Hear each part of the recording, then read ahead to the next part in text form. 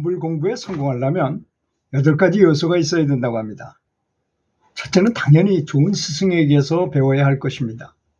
그러니까 이것은 이론적인 가르침만을 말하는 것이 아니고 스승에게서부터 나오는 법력, 모든 역량을 다 전수받아야 한다는 것을 의미하는 것입니다.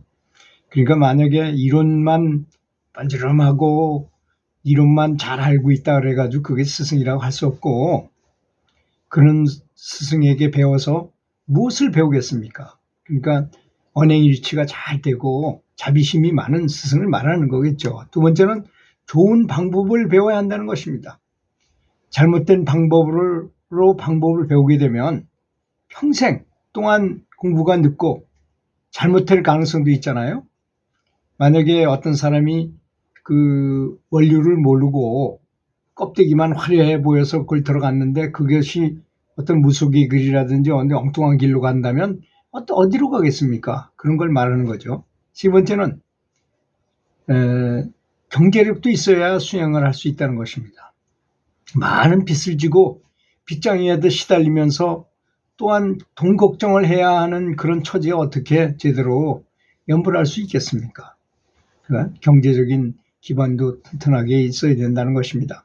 만약에 지금 돈이 없다면 열심히 벌어서 자기가 아무 근심 걱정 없이 살 수 있고 수행할 수 있도록 그렇게 열심히 돈을 모으는 것도 굉장히 중요한 일이라고 생각합니다. 그것도 그 수행의 한 가지라고 생각한다는 것입니다. 네 번째는 연불하기 아주 좋은 환경이 있어야 한다는 것입니다. 지기가 강한 곳이 있잖아요. 그래서 미국의 애리조나주의 그 세도나라는 지방에 가면 거기 뭐 벨럭이라는 종처럼 생긴 뭐 바위가 뭐 이런데 기가 엄청 나온다 그래서 볼텍스 이론에 보면 기가 많이 나오는 것을 볼텍스라고 하잖아요. 그리고 거기에 뭐 기도처도 많고 저 종교 시설도 많고 그 여행을 몇백만 명씩 한 달에 1년에 온다는 거 아닙니까? 그거 길을 받기 위해서. 그런 것도 있고, 우리나라에도 뭐 안동이라든지 뭐 여주라든지 이런 데 보면 그런 명당이 있긴 있어요. 저는 뭐 그런 걸 그렇게 강조하거나 선호하지는 않지만 그런 지기가 강한 것도 있고, 자연 경치가 좋은 것이 지기가 좋을까요? 그건 당연합니다. 꼴값이 좋기 때문에. 꼴에 대한 값이 꼴값이잖아요. 우리는 꼴값을 욕하는 걸로 듣고 있지만 실제로는 그렇지 않습니다. 숲속이라든가 바닷가, 물이 있는 계곡 등, 또 숲, 가장 이렇게 좋다 하더라도 가장 좋은 것은 단체 연불하는 곳입니다. 10명이면 50배, 100명이면 10,000배의 효과를 가져오게 된다는 것이 바로 단체 명상의 가장 좋은 환경을 말하는 것입니다. 그래서 이렇게 단체 연불할 수 없을 때 저는 음악회도 자주 가요. 그 사람들을 완전히 이렇게 바꿔 연불하는 사람이라고 생각하고 부처님처럼 바라보고 같이 같은 공간에서 아주 고귀한 생각을 하면 서로 도움을 받을 수 있기 때문이기도 합니다. 또 제가 말씀드린 것 중에 지하철, 비행기 속 아주 좋은 수행터라고 말씀하셨던 거, 또 차 속에, 또 시내버스 속에 아주 좋은 곳이라고 생각할 수 있는 곳입니다. 뭐든지 자기가 마음을 어떻게 먹고 얼마나 신실하느냐 이런 데 차이가 있는 것입니다. 다음 5번째 아주 중요한 내용인데요. 함께 수행하는 도반이 많아야 된다는 것입니다. 같은 목표로 함께 연불하면 그 시너지 효과가 엄청나고 빨리 진보하게 되는 건 당연한 이치라는 것입니다. 아마 이렇게 안 해보시고 왜 연불하면 무슨 효과가 있나, 연불이 효과가 있는 건지 없는 건지도 모르는 분들도 있는 것 같아요. 이렇게 안 해보셔서 그래요.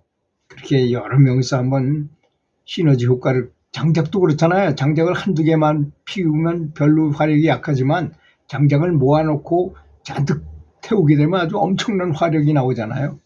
그거하고 비슷한 것입니다. 그래서 많은 사람이 모이면 아주 영역이 최강으로 변한다는 것. 정말 부처님이 계신 것만큼 강할 수도 있어요. 한 10,000명이 모여서 같은 생각을 가지고 같은 연불을 하게 된다면. 다섯 번째, 여섯 번째, 이의력이 높아야 진보하기가 좋다는 것입니다. 그래서 그걸 근기라고 표현하신 것 같아요. 옛 선사들은 근기가 높으니 그릇이 그릇이 크니 작으니 이렇게 따지는 것은 이해력을 말하는 겁니다. 이해력. 얼마나 이해를 잘하는가. 무슨 힌트를 줬을 때 딱 알아들을 수 있어야지만 깨달음이 가까이 갈 수 있고 또 염불의 효험을 높게 가지고 올 수 있기 때문에 그렇게 말씀하신 것입니다. 이해력이 높다는 것. 그러니까 항상 연구하고 숙고하고 하는 자세를 가져야 된다는 것입니다. 내가 염불하는 나는 누구이고 바라보는 나는 누구인가를 생각한다든지 나의 참 이름이 나미아불타불이라는데 정말 내 이름이 나미아불타불이라는 그 의미가 무엇인가에 대해서 깊이 생각해보고 이런 아주 숙고하는 정신, 연구하는 태도 이런 것이 이해력을 높게 하는 거잖아요. 또 이해력을 아주 높게 하는 방법 중에 한 가지가 항상 감사하는 마음을 갖는다는 것입니다. 항상 감사하는 마음을 갖고 있으면 이해력이 아주 굉장히 높아져요. 지혜가 밝아진다는 얘기죠, 말하자면. 왜냐하면 두뇌 속에 행복 호르몬이 그런 최적의 상태로 만들어주기 때문에 그렇다는 점입니다. 이건 굉장히 중요한 내용입니다. 다음에 일곱 번째, 자비심, 사랑, 감사하는 마음이라야지 진보할 수 있다는 것입니다.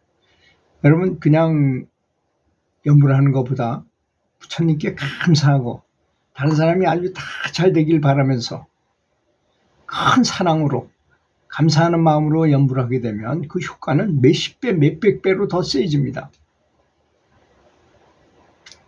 그런 거를 기감으로 이렇게 느끼는 분도 있고 못 느끼는 분도 있어요. 근데 그렇게 해보면 만족감이 느껴지고 충만감이 느껴지는 느낌을 받을 수 있을 겁니다. 그래서 그것이 진보하는데 최고의 효과를 가져오는 것이다. 자비심, 사랑, 감사하는 마음이 그만큼 중요하다. 이 점을 알아야 될 것입니다.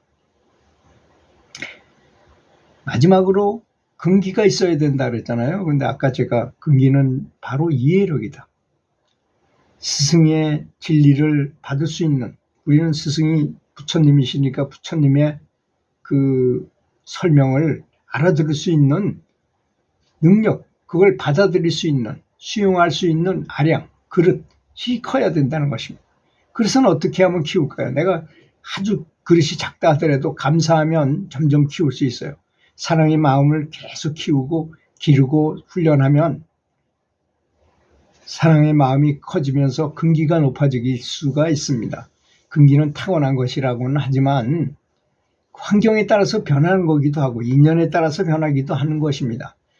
불교의 모든 이론은, 부처님의 모든 이론은 뭐든지 하면 발전하는 것이고 진보한다는 데 의의가 있는 거지, 원래 너는 그러니까 그럴 수밖에 없다 이런 뜻은 하나도 없어요. 만약에 사주팔자를 봐서 사주가 안 좋다는 사람은 연불을 해보십시오. 자비심, 다른 사람이 잘 되는 마음으로 연불을 해보십시오. 그러면 운명이 확연히 바뀐다는 걸 본인도 느끼고 주위 사람도 느끼고 운명도 실제로 내가 만약에 이런 교통사고를 당해야 될 만한 그런 업을 갖고 있었는데 내가 연불을 많이 하면서 다른 사람이 잘 되길 기도하고 충심으로 전심을 다해서 기도할 때 그 업이 꿈속에서 갚아진다거나, 그래서 이런 경우도 있어요. 크게 교통사고가 나서 내가 죽을 운명이었는데 꿈속에서 쾅 하고 부딪히고 가슴에 멍만 하나 들고 그냥 말았어. 그걸로 그 큰 사건이 그냥 상쇄되고 말았던 것이죠. 이런 경우는 수도 없이 많이 있습니다. 그래서 근기가 있어야 된다는 말은 사랑과 자비심을 계속 키우면서 감사한 마음을 키우면 아량도 넓어지고 지혜도 많아지고 운명도 다 비켜가, 나쁜 악업들이 다 비켜가서 가장 좋은 환경, 그리고 부태전의 경지라는 게 있잖아요. 부태전의 경지. 부태전의 경지란 무엇입니까? 우리가 이제 교사 노릇, 선생님 노릇을 하다가 벽지에 가서 점수를 따고 뭐 근무 성적을 잘 받고 해가지고 교감이 되면 다시 교사로 돌아가지 않아요. 한번 되면. 그 불태전의 경지죠. 그게 바로. 그렇지 않습니까? 그럼 불태전의 경지도 수행에도 그런 경지가 있다는 것입니다. 어떤 단계 이상이 올라가면 다시는 퇴보하지 않는 때가 온다는 것이죠. 그렇게 되도록 이 제가 말씀드린 8가지 요소를 잘 활용하셔가지고 부디 성불하시는 분 되시기 바라겠습니다. 들어주셔서 감사합니다.